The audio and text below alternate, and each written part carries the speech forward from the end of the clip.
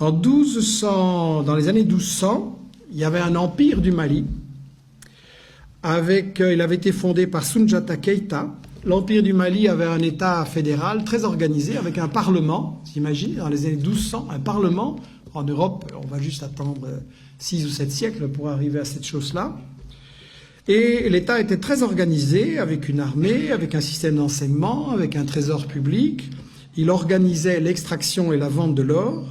Il développait l'agriculture, coton, arachide.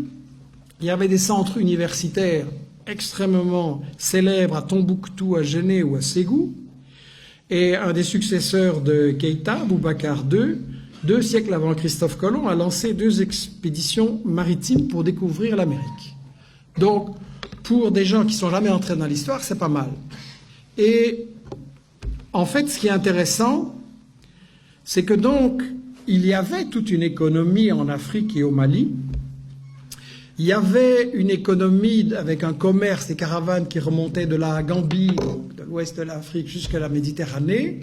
C'était effectivement contrôlé, organisé par les Touaregs. C'était un commerce extrêmement prospère. Et quand le colonisateur français est arrivé là, intéressé par les matières premières, qu'est-ce qu'il a fait? Il a totalement disloqué, brisé ce commerce. Pour gérer le commerce et l'économie, il a importé des Libanais et des Grecs.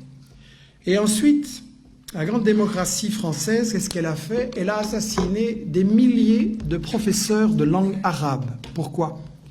Parce que ce commerce entre toutes ces régions et tous ces pays, quand vous faites du commerce, vous avez besoin d'une langue que tout le monde comprend.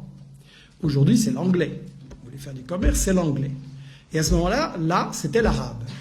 Et donc, si on voulait détruire ce commerce et que tout soit pour l'exportation vers la France, on a massacré des milliers de professeurs d'arabe à l'époque.